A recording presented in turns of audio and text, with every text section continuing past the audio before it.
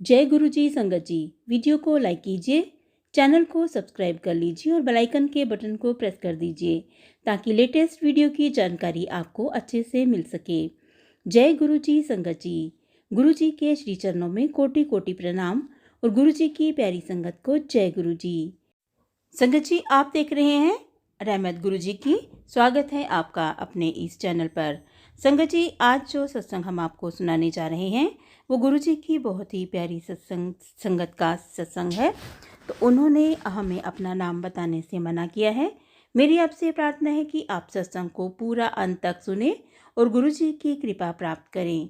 तो संगत जी, सत्संग सुनाने के बाद हम आपको एक छोटी सी कहानी भी सुनाएंगे, तो आप कृपया सत्संग में अंत तक बने रहें। तो चलिए सुनते हैं पहले सत्संग। जय गुरु जी, शुक्राना गुरु जी, अनंतम अनंतम शुक्राना गुरु जी। सारी संगत को जय गुरु जी। ये मेरा पहला शुक्राना सत्संग है। मैं अपना नाम गुप्त रखना चाहता हूँ और मैं कानपुर से हूँ। मैं अपना सत्संग गुरु जी के मंत्र जाप से शुरू कर रहा हूँ। ओम नमः शिवाय, शिव जी सदा सहाय। ओम नमः शिवाय, गुरु जी सदा सहाय। वैसे तो गुरु जी के बहुत से सत्संग हैं। हम गुरु जी से अपनी पत्नी के ज़रिए फरवरी 2024 में जुड़े थे। तब से ही गुरु जी की कृपा हम पर हुई है। गुरु जी ने हर कदम पर साथ दिया है। ये साल में मेरी ज़िंदगी में बहुत कुछ मिला है मुझे गुरु जी के आने के बाद। पर जब हम किसी मुश्किल में फंसे तो गुरु जी ने मुझे पार निकाला है। अभी अक्टूबर 2024 में ही मैं अपने काम में बहुत मुश्किल में फंसा हूँ। बस गुरु जी से ये अरदास है कि जैसे गुरु जी अब तक मुझे मुश्किलों से निकालते आए हैं, वैसे ही इस बड़ी मुश्किल से भी बाहर निकाल दें। तो फिर से मैं अपना शुक्राना सत्संग शेयर करूँगा। गुरु जी, प्लीज़ इस मुश्किल घड़ी से मुझे बाहर निकालो। जय गुरु जी।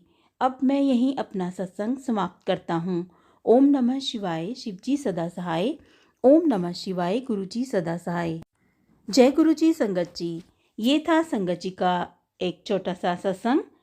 हम गुरु जी से प्रार्थना करते हैं कि अंकल जी के ऊपर जो भी मुश्किल घड़ी है, गुरु जी उनकी उस मुश्किल घड़ी से उनको बाहर निकालें और वो जल्दी से अपना शुक्राना सत्संग करें। तो संगत जी, अगर आपको ये सत्संग अच्छा लगा हो तो आप प्लीज़ इसको लाइक और शेयर ज़रूर कीजिए और अंकल जी के लिए प्रार्थना ज़रूर कीजिए। तो चलिए अब हम आपको सुनाते हैं एक छोटी सी कहानी। रात को सोने से पहले 5 मिनट ये करो, जिंदगी बदल जाएगी।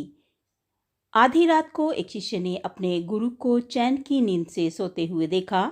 वह धीरे धीरे उनके पास आया और विनम्रता से बोला, गुरुदेव, क्या मैं आपसे कुछ बात कर सकता हूँ? कृपया करके मेरे प्रश्न का उत्तर दें। गुरुदेव उठे और बोले, हाँ बेशक पूछो, तुम क्या पूछना चाहते हो? मैं देख रहा हूँ कि तुम कुछ दिनों से काफ़ी परेशान लग रहे हो। उसने गुरुदेव से पूछा कि आपकी इस चिंता मुक्त जीवन और आपके चेहरे पर इस असीम शांति का राज क्या है?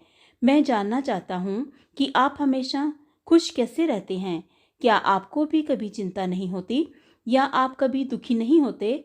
आप ऐसे चिंता मुक्त कैसे सोते हैं? गुरुदेव ने बोला, अब मैं तुम्हें जो बता रहा हूँ तुम उसे ध्यान से सुनो और ये चीज़ रात को सोने से पहले ठीक 5 मिनट के लिए करना। उसने पूछा, गुरुदेव, आखिर रात को सोने से पहले ही क्यों, और आखिर 5 मिनट तक ही क्यों करना है? गुरुदेव ने बोला, तुम मेरी बात को ध्यान से सुनो, क्योंकि ये बातें तुम्हारी ज़िंदगी बदलने वाली हैं। रात को सोने से पूर्व 5 मिनट तक तुम अगर इस काम को करोगे तो तुम्हें ज़िंदगी में हर वह चीज़ मिलेगी जो तुम चाहते हो। धन दौलत, शोहरत, असीम शांति और खुशियाँ, सब कुछ तुम्हें मिलेगी। लेकिन इसके लिए बस नियम यही है कि तुम्हें ये काम करना पड़ेगा। उसने बोला, गुरुदेव, आप जो बताएं मैं उसे करने की कोशिश करूँगा। उन्होंने बोला, ठीक है, मेरी बातों को ध्यान से सुनो। आज मैं तुमको मस्तिष्क के असीम शक्तियों के बारे में अवगत कराने जा रहा हूँ कि तुम्हारे दिमाग के पास कितनी शक्ति है। मैं अगर तुमसे कहूँ कि इस ब्रह्मांड की सबसे महान और सबसे अनमोल और शक्तिशाली अगर कोई वस्तु है तो वह तुम्हारा दिमाग है। काम करने के नज़रिए से हमारे दिमाग के 2 भाग होते हैं, चेतन मन और अवचेतन मन। पहला मन चेतन मन का है। ये हिस्सा हमारे कंट्रोल में होता है। हम जागते हुए जो भी देख, सुन और समझ पा रहे हैं वह चेतन मन की वजह से हो रहा है। जब हम सो जाते हैं तो ये भी सो जाता है और अवचेतन मन का ये पार्ट हमारे कंट्रोल में नहीं होता। जब हम सो जाते हैं तब भी जागता है।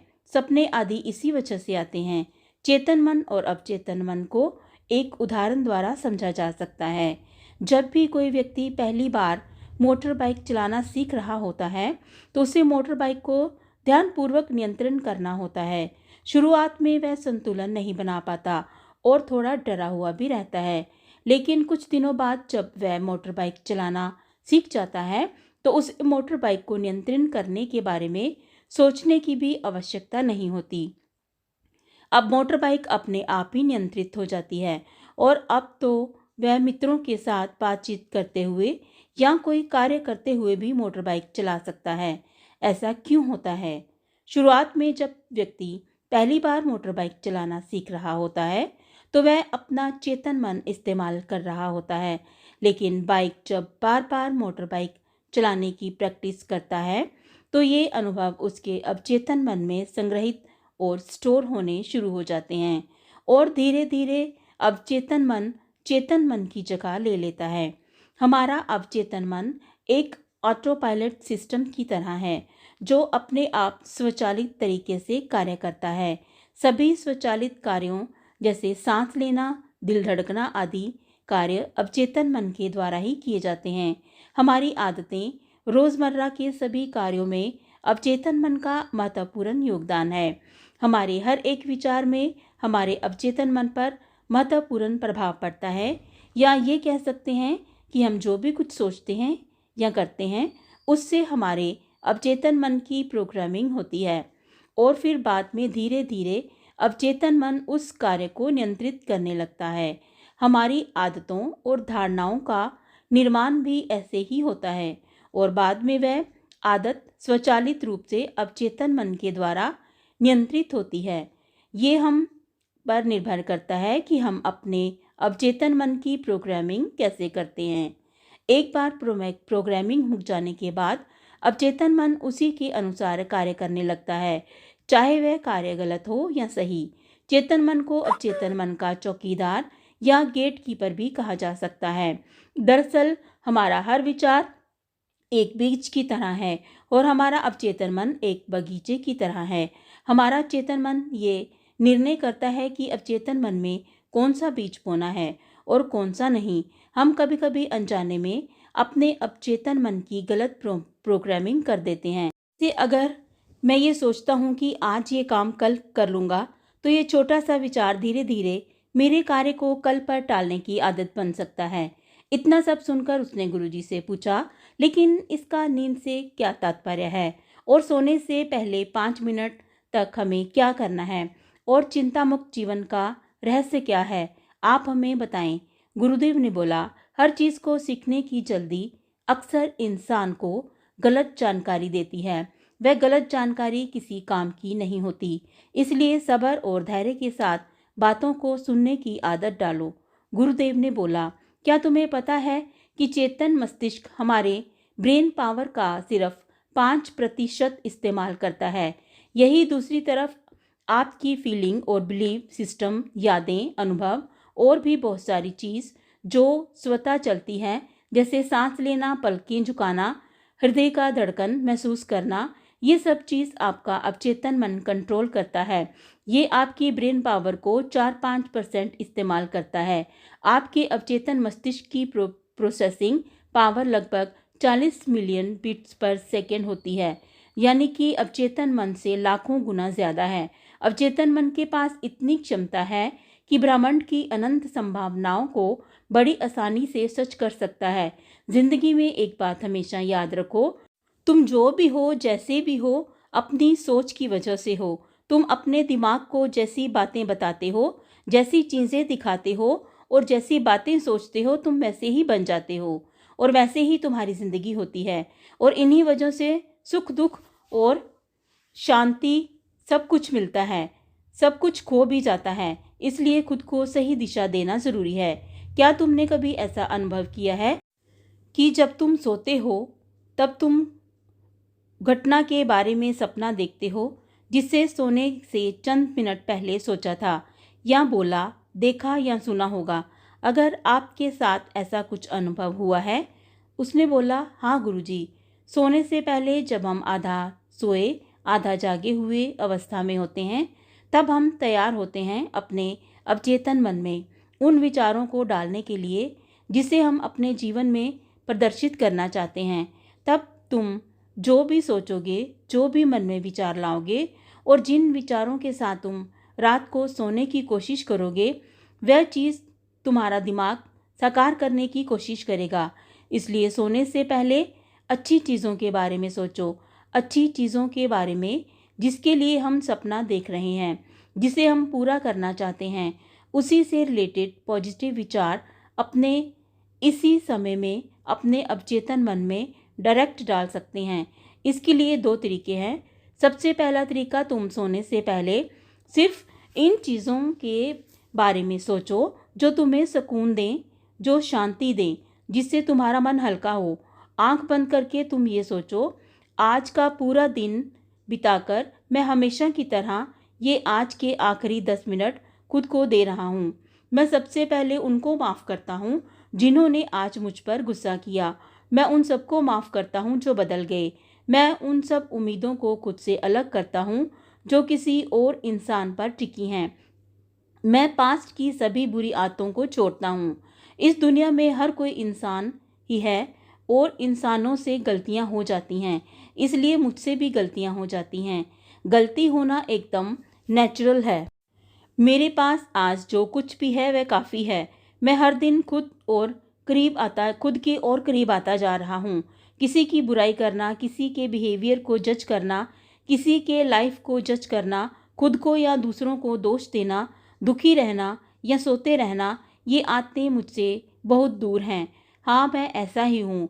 मैं जानता हूँ कि किसी भी बुरी चीज़ से मुझे क्या सीखना है। मैं आजकल अपनी मंजिल को पाने के लिए पूरी जी जान से मेहनत कर रहा हूँ। मुझे अपने आप पर गर्व है। मैं वह सब करके दिखाना चाहता हूँ जो मैं करना चाहता हूँ। मैं अच्छा हूँ, सुंदर हूँ और सबसे ज़्यादा खुद पर विश्वास करता हूँ। मैं आज की गलती के लिए खुद को भी माफ़ करता हूँ। मैं अपनी सभी बुरे कामों के लिए खुद को माफ़ करता हूँ। मेरे पास आज जो कुछ भी है वह काफ़ी है। मैं हर दिन खुद के लिए और करीब आता जा रहा हूँ।